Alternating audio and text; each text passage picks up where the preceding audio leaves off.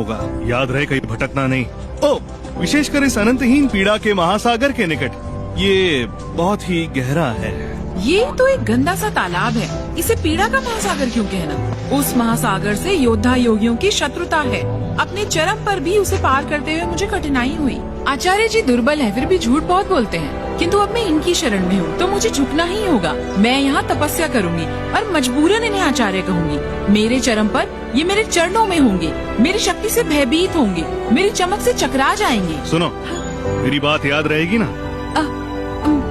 आचार्य को शिष्य का प्रणाम। उत्तम, छोड़ो छोड़ो, धैर्य रखो।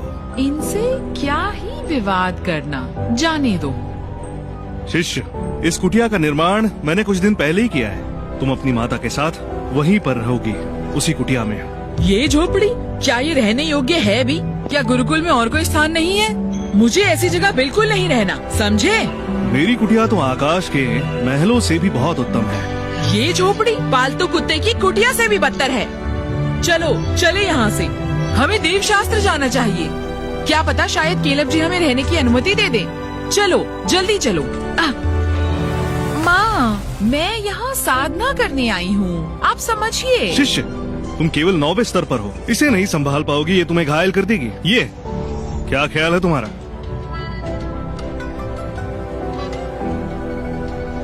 अरे नहीं, रुक जाओ। शिष्य, मैं तब से कह रहा हूँ ये तुम्हें घायल कर देगी, तुम्हें खुद को संभालना होगा।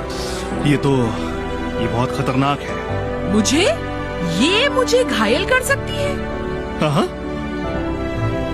ये तो बड़ी मूर्ख है। यद्यपि मैं केवल 9वें स्तर पर हूँ, परंतु पूर्व जन्म में मैं सम्राट स्तर के कौशल पर थी। मैं मूल स्तर के योद्धा योगी को पराजित कर सकती हूँ, और ये मुझे अपमानित कर रहे हैं। ये तो केवल एक मुर्गी है, फीनिक्स नहीं। शिष्य, इसमें हमारे गुरुकुल की गुप्त पीठ विद्या है, जो कि एक बहुत ही ज्यादा प्रभावशाली तकनीक है। हर स्तर पार करने पर तुम्हारी शक्ति दुगनी हो जाएगी। अच्छे से अभ्यास करो तो तुम अपराजित हो जाओगे। धन्यवाद आचार्य जी। आचार्य को कूड़ा खजाना लगता है। इतना सामान्य दृष्टिकोण है इनका। जिस विद्या की बात कर रहे हैं वो 9वें स्तर पर रुक जाती है। शक्ति को दुगना करना व्यर्थ है। हाँ, इसलिए कोई इनका शिष्य नहीं बनता। इस दुर्बल स्थान पर दुर्बल तकनीक सीखने कोई अंधा व्यक्ति भी नहीं आएगा। तो तुम अभ्यास करती रहो, जब भोजन बन जाएगा तो बुला लूंगा। धन्यवाद आचार्य जी। हाँ। टेसा, देव शास्त्र गुरुकुल के बारे में विचार करो। ऐ महान दिशा सूचक, अब मैं समझ सकता हूँ।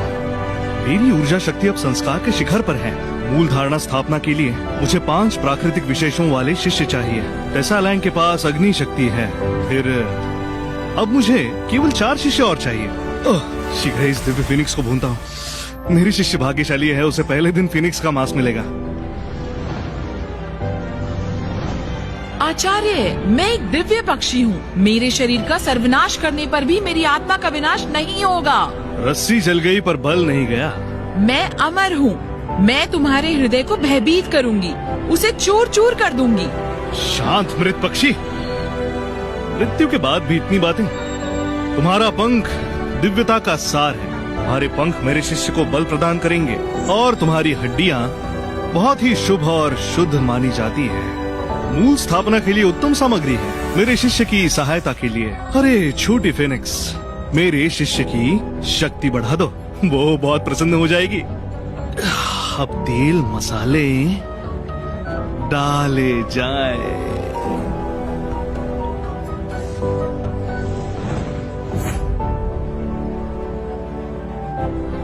माँ, टेसा, ये देखो, इस झोपड़ी को कुटिया नहीं कहते। ये झोपड़ी बिल्कुल खाली है। क्या ये रहने योग्य है भी? पशुओं का जीवन भी इससे आनंदमयी होता है। माँ, मैं यहाँ अभ्यास के लिए आई हूँ। ये स्थान शांत है। शांत? यहाँ प्रेत आत्मा भी नहीं भटकेंगे, इसीलिए शांत है। ठीक है माँ, शांत हो जाओ। माँ, मैं आपसे एक अनुरोध कर सकती हूँ क्या? मुझे यहाँ से जाने को मत कहना। यहाँ अकेले रहोगी तो मुझे चिंता रहेगी। ऐसा नहीं है माँ, मैं 9वें स्तर पर पहुँच चुकी हूँ, मूल स्थापना करने वाली हूँ। मैं चाहती हूँ आप मेरे लिए एक मूल हड्डी लाएं। क्या मूल हड्डी? ये मूल हड्डी क्या होता है? मूल स्थापना के लिए मूल हड्डी सबसे उत्तम और प्रभावशाली सामग्री है। सबसे उत्तम मूल हड्डी ही मुझे सम्राट स्तर तक पहुंचा सकती है। माँ, आप यहाँ के विक्रय केंद्र जाओ, आपको वो वहाँ मिलेगी। तुम अपने उस नकारा आचार्य से क्यों नहीं कहती? वो तो खुद ही दुर्बल है। उनके पास अपने लिए मूल हड्डी नहीं तो मुझे कैसे देंगे? जानती हो, यदि तुम देवशास्त्र में जाती तो तुम्हें इस सब की चिंता नहीं होती। माँ, ठीक है, मुझे समझ आ गया।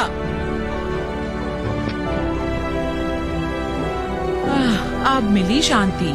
यदि इस जन्म में तुम मेरी माँ न होती तो मैं तुम्हें यहाँ कभी नहीं लाती। अति उत्तम। ये सुगंध कैसी? भून ली मैंने, थक गया हूँ। इस छोटी फीनिक्स को पकाना कठिन था, परंतु अब आनंद आएगा। फीनिक्स की हड्डी भी शुद्ध कर ली। यह हड्डी मूल स्थापना हेतु प्रभावशाली सामग्री है। यदि मेरी शिष्या इसका उपयोग करे मूल स्थापना के लिए तो वो सर्वोत्तम संपन्न हो जाएगी। भविष्य में उसकी शक्ति के आगे कोई नहीं टिक पाएगा। अरे वाह, मेरी शिष्या की नाक तेज है। जैसे भोजन पक गया, तुम आ गई, आओ भोजन करो। नहीं धन्यवाद। अति सांसारिक भोजन योद्धा योगियों के शरीर को अशुद्ध करता है। आचार्य जी एक भोगी हैं। ऐसे भोजन का सेवन जितना करेंगे शरीर उतना ही अशुद्ध होगा। इससे साधना और ऊर्जा की उन्नति पर बुरा असर होगा। योद्धा योगियों को सांसारिक जीवन से दूर रहना चाहिए। और ये मुझे उल्टा पाठ पढ़ा रहे हैं। मैं अपना ध्यान साधना की ओर केंद्रित करती हूँ। मैं भूखी रहूंगी, परंतु ऐसे भोजन का सेवन नहीं करूँगी। खड़ी क्यों? कुछ खा लो। ये आकर्षक लगता है। थोड़े से भोजन से मेरी साधना पर प्रभाव नहीं होगा, है ना? आचार्य जी, इसका स्वाद कैसा है? गुरुजी ने मुझे इतना आग्रह किया, इसीलिए मैं थोड़ा चक्कर देखती हूँ। परंतु अब तुम नहीं खा सकती। तुम्हारा शरीर इसकी ऊर्जा को पचाने के योग्य नहीं है। आचार्य जी बहुत लोभी हैं। इससे अच्छा बहाना नहीं मिला था। ये केवल एक मुर्गी है, फीनिक्स नहीं। इसकी ऊर्जा शक्ति कितनी ही होगी। हम दोनों एक स्तर पर हैं, तो मैं वैसा नहीं कर सकती, परंतु आप कर सकते हैं। आप बड़े कंजूस हैं। ठीक है, नहीं खाती। रुको शिष्य,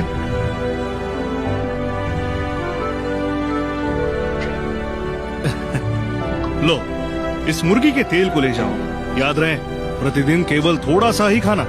लोभ मत करना, अन्यथा इसकी ऊर्जा से तुम्हें हानि होगी। अब जाओ। हाँ?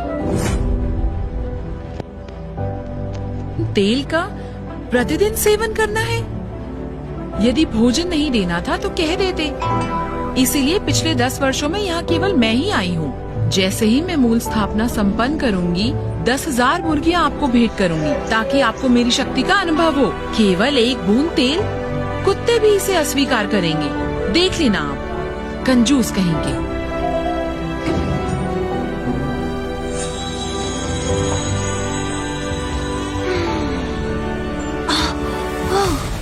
रूप परिवर्तन, इसके लिए तो हजारों वर्षों तक तपस्या करनी पड़ती है, पर मैं चंद पलों में कैसे हो गई? ओ, इस तेल की वजह से हुआ है। अद्भुत। आशा नहीं था कि इस तेल में ऐसी प्रभावशाली दिव्यता होगी। इसकी वजह से मैं इच्छाधारी चींटी में परिवर्तित हो गई और मेरी शक्ति बढ़ गई। अब मैं एक दिव्य प्राणी हूँ जिसमें चींटियों की विनाशकारी शक्ति है। क्या है? वज्र प्रहार? ये तो परिवर्तन की परीक्षा है। मैं अभी परिवर्तित हुई हूँ। ये तो प्राण युद्ध है।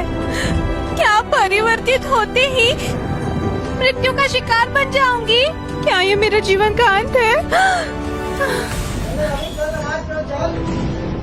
ऐसा वज्र प्रहार क्यों हो रहा है? जाओ।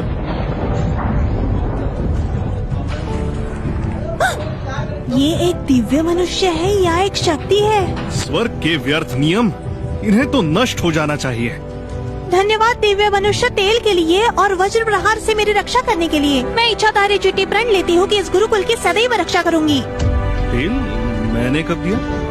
ओह, तो मेरी शिष्या ने तेल अस्वीकार किया और तुमने उसे खा लिया। ठीक है, जब उसने स्वीकार नहीं किया तो अच्छा है तुमने खा लिया। मेरे आंगन में ही रहो। इधर उधर भटकना मत। अवश्य। मैंने अब तक भोजन समाप्त नहीं किया।